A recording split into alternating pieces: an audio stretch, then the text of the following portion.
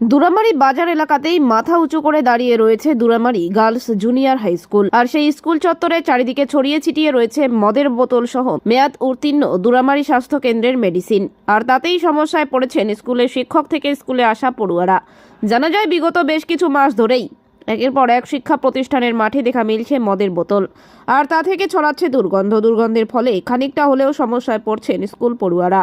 এলাকার বাসিন্দারা জানান, রাত হলেই মদ্যপদের আস্তানা গড়ে উঠেছে দুরামারি গার্লস জুনিয়র হাই স্কুলে।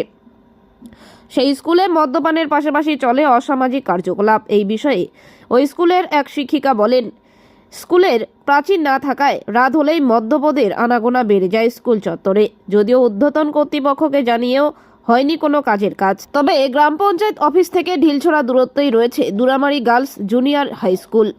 আর সেই স্কুলের ঘটনা নিয়ে প্রশ্ন করা হলে শালবাড়ি ১ নং গ্রাম পঞ্চায়েতের প্রধান নবীন রায় তিনি কিছুই জানেন না বলে জানান।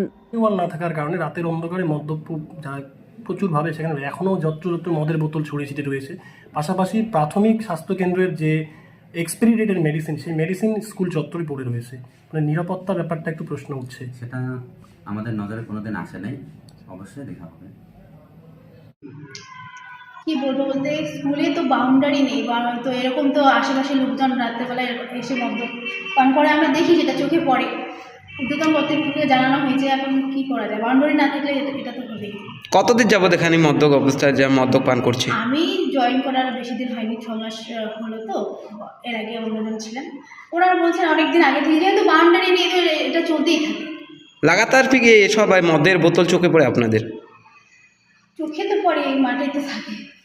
আপনারা এই বিষয়ে কাউকে বলেছেন? যে স্থানীয় বলতে ঊর্ধ্বতন কর্তৃপক্ষকে জানানো হয়েছে, ওনারাও চেষ্টা করছে। এখন বাকিটা আমার ঠিক জানা নেই কতদূর কী হলো।